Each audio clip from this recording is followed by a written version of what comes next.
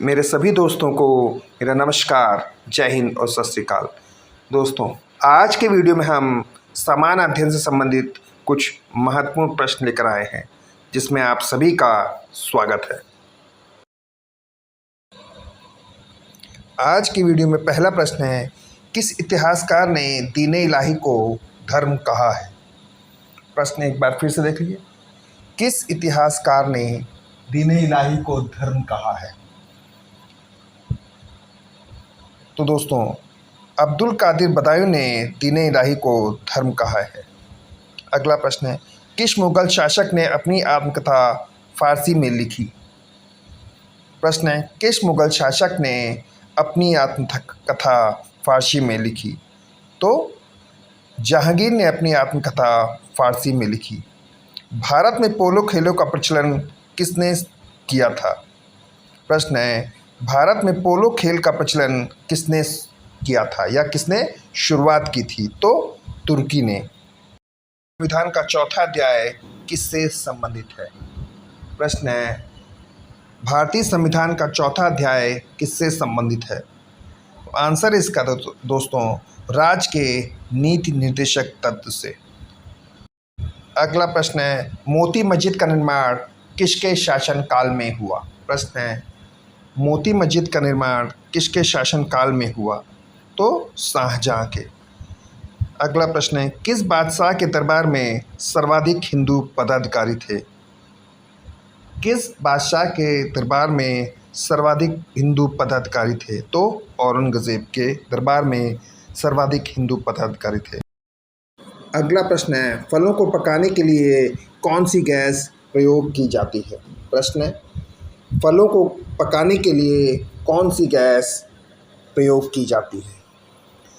Answer है दोस्तों इसका एसिटिलीन। कौन सी? एसिटिलीन। अगला प्रश्न है, लोहे को इस्पात में बदलने के लिए किसका प्रयोग किया जाता है? प्रश्न है, लोहे को इस्पात में बदलने के लिए किसका प्रयोग किया जाता है? ऑप्शन है निकेल धातु का। अगला प्रश्न है, विटामिन की खोज किसने की थी? प्रश्न है, विटामिन की खोज किसने की थी? तो किसने की थी? फंक ने। विटामिन की खोज फंक ने की थी। मिश्रण है, या प्रश्न इस प्रकार से पूछ सकते हैं कि प्राकृतिक गैस किसका मिश्रण है? तो प्राकृतिक गैस जो है वो ब्यूटेन और पेटेन का मिश्रण है। विद्युत का सबसे अच्छा सुचालक कौन सा होता है, या विद्युत का सबसे अच्छा सुचालक क्या है? तो विद्युत का जो सबसे अच्छा सुचालक होता है दोस्तों, वो चांदी होती है। क्या होता है? चांदी। अगला प्रश्न है, कृत्रिम वर्षा के लिए क्या उपयोग में लाया जाता है, या कृत्रिम वर्षा के लिए किसका उपयोग करते हैं? आंसर है सिल्वर आयोडाइड। किसका? Silver iodide. अगला प्रश्न है, लोहा, निकेल एवं क्रोमियम की मिश्रित धातु क्या है?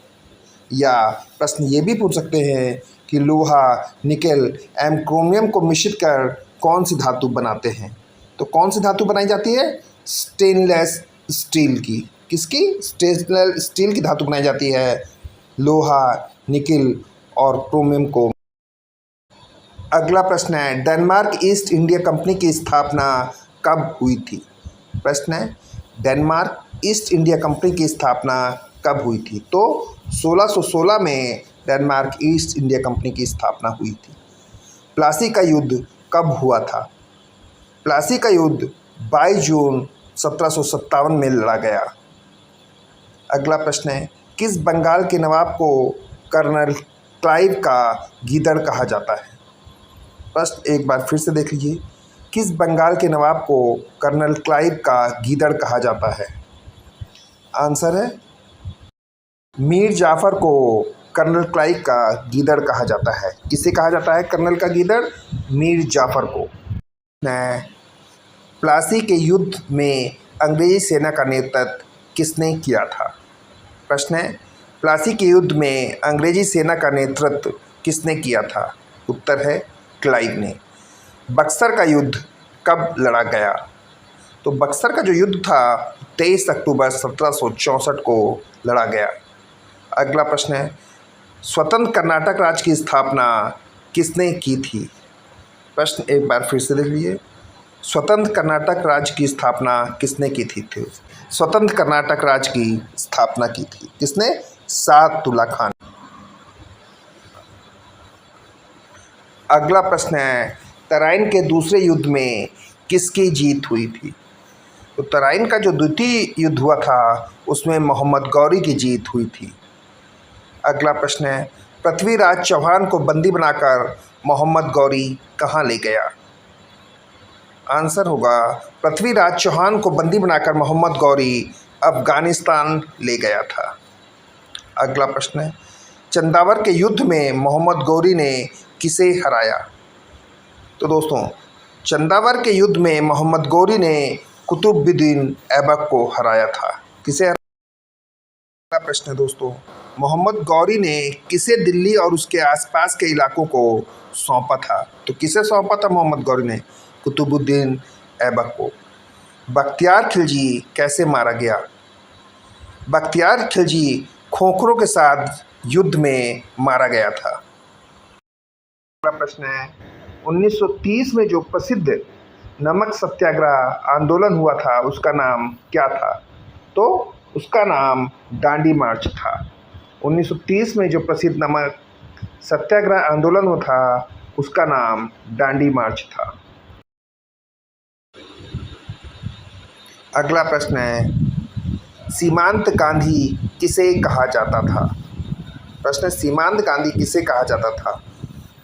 तो सीमांत गांधी जो है वो अब्दुल गफ्फार खां को कहा जाता था। अगला प्रश्न है, वंदे मातरम गीत के लेखक कौन थे? तो वंदे मातरम गीत के लेखक बंकिम चंद्र चटर्जी थे। अगला प्रश्न है, कौन सा भारतीय स्वतंत्र भारत का पहला गवर्नर था? फिर से देख लीजिए, कौन सा भारतीय स्वतंत्र भारत का पहला गवर्नर जनरल था? तो सी राजगोपालाचारी स्वतंत्र भारत के पहले गवर्नर जनरल थे। तो दोस्तों, आज के वीडियो में इतना ही। मेरा ये वीडियो आपको कैसा लगा इस बारे में आप अपनी राय जरूर दें। धन्यवाद।